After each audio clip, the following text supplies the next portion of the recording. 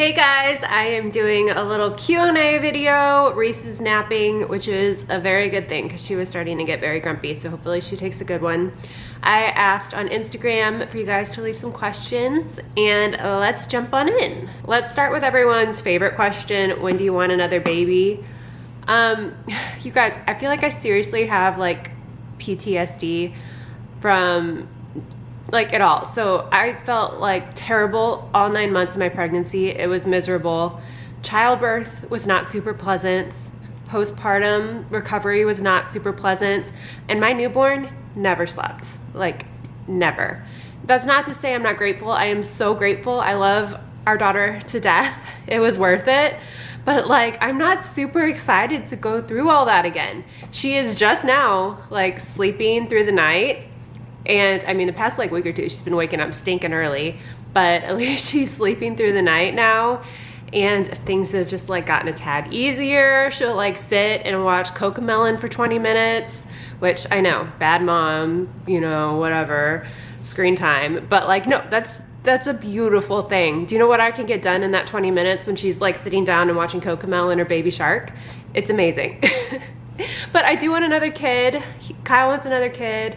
Well, actually, we said we wanted 3, but if we have a boy next, we might talk about like that being it.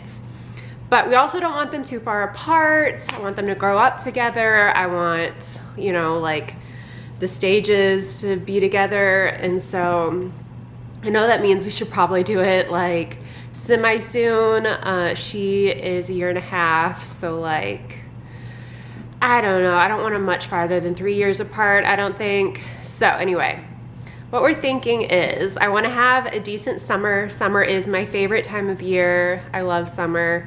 I don't want to be pregnant this summer. I want to like enjoy time with Reese and not feel like absolute crud. So I think we'll probably try in the fall sometime.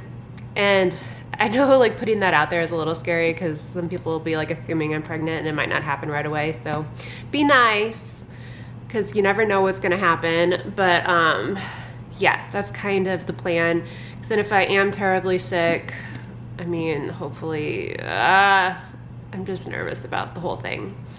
Maybe it'll be okay. Sometimes they say that your first pregnancy is the worst, and maybe that's the case. But yeah, I'm just kind of scared. I mean, I'm excited about the idea of having another baby, but like scared about going through all of that again. I mean, in a perfect world, maybe like the next pregnancy won't be as bad and the birth will be easy and my next kid will be a sleeper. Another thing I like about having them like around 3 years apart is Reese will probably go to some sort of like preschool while I have my little baby. So then I'll get some time with the little baby. Maybe I can actually nap. I don't know, I deal with chronic fatigue even before I had kids. And so I had a really hard time with having a young baby and the chronic fatigue. And like, if you have a toddler at the same time, you can't just like nap when they do. And so that's another thing I'm worried about. But I think if they're like 3 years apart, she'll go to a preschool or something. And then maybe I can like nap when the baby naps. I don't know. Yeah, I feel like it should be like a really exciting conversation, but, and it is an exciting thought about having another baby, but I also have a lot of concerns and worries about it. When will you quit breastfeeding? I think if she doesn't naturally wean by herself, which at this point I don't think she will, in the time frame I'm thinking, I read somewhere that kids don't naturally wean usually until like 2 or 3 or beyond. So I think I will wean her, like initiate the weaning around when she's 2, like around maybe a little before this fall. So she turns 2 in August, so maybe probably around there, because I don't want to be pregnant and breastfeeding. I like I said, I deal with chronic fatigue, and I don't think my body can handle providing milk for one kid while creating the other one. And especially like if I'm sick, I can't, guys, I can't. And I want to be able to like hand her off to somebody for the day if I have to. anyway, I mean, I know some moms do it. I know some moms do breastfeed while pregnant and then do tandem breastfeeding, like breastfeed their toddler while they're doing a newborn, and that is wonderful, wonderful, wonderful if that is what's for you. But I shouldn't say I don't think I can do it. I probably could do it, but I don't want to. So that's the plan. I'm gonna wean around 2, which I think I'm gonna be careful though, because like we also want to potty train around 2, so I'm not gonna like wean and potty train at the same time. I don't want to overwhelm her. So we'll see the plan. And I think how I'm just gonna do it is cut out like during the day feedings first, like offer her a sippy cup of whole milk before her nap or whenever she would like normally have milk, and then still nurse her in the morning and night, and then like once a week drop one of those until we're done. And I don't think it'll be that bad. I might get a little kickback at first. She has a little bit of a temper, but I don't know. I think it'll be fine. Do you spank? No, well, she's a 1.5 years, so obviously we don't spank, but I don't feel right about spanking. I don't know, like an adult striking a child who is at different developmental and emotional capabilities, and I also worry about mental health.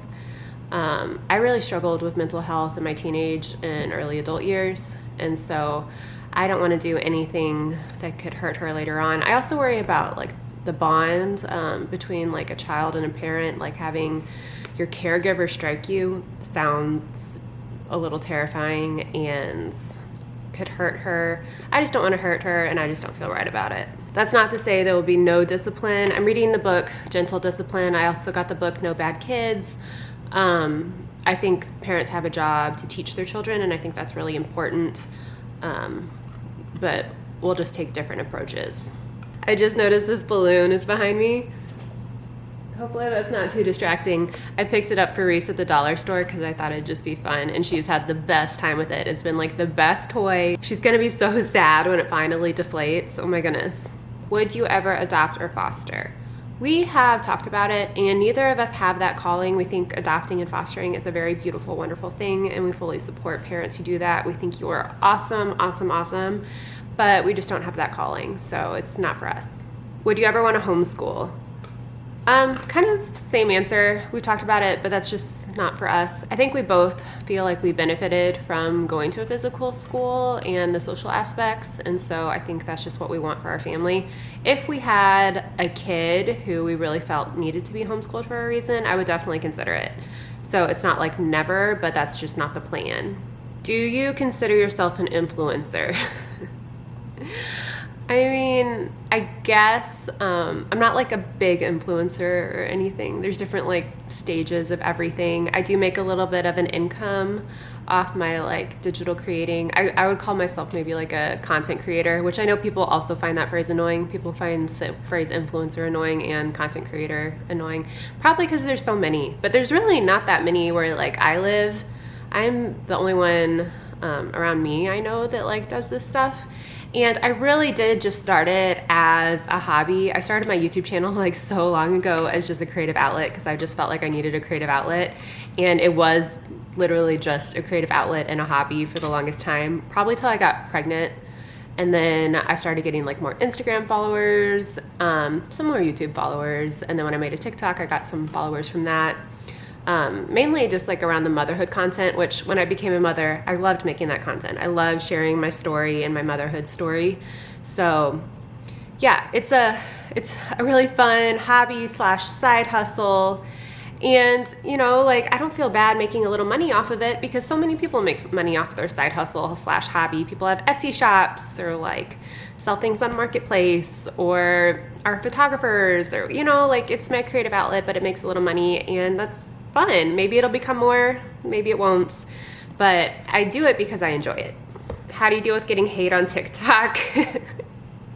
So TikTok is like such a wild, wild west because they will push out your videos to random people who aren't even following you or aren't even interested in you or whatever. And I do share my motherhood journey, so sometimes people have opinions on that or opinions on your life. And in general, it doesn't bother me much. Like, I think people are entitled to their opinions. And if they're being critical, I think that they're entitled to their opinion. If they're being hateful, I generally ignore it. I generally don't delete anything. And a lot of times, like user Emily8691252 will like have my back and like take care of that hater. Like, my followers have my back on TikTok, which is kind of awesome. Did you do baby-led weaning? No, guys. I feel like that is another area that, like, I don't know, I felt like a little bit of a failure in. I felt like all the cool moms did taking care of babies sleep training program and had like the best success story with it. And I didn't. Like, it was helpful, don't get me wrong, but like, our kid just has never been like a fabulous sleeper. And then the baby-led weaning thing, I felt like all the cool moms were doing like baby-led weaning, and that just like did not work for us. Baby-led weaning is where you give them like the big chunks of stuff, like starting at 6 months. You never do purees or anything. And Reese would just like either stare at it or throw it or like choke on it, and it was just not working. She's never been like a great eater, so I kind of just needed her to eat. So if that meant purees or if that meant little pieces or whatever, I just wanted her to eat. And actually, like, the doctor's office recommends starting with purees and stuff. I don't know the research behind all of it. I think you just have to do what's best with your kid. Next kid, I'm gonna be way, way, way easier on myself about not trying to do like everything cool or trendy or whatever.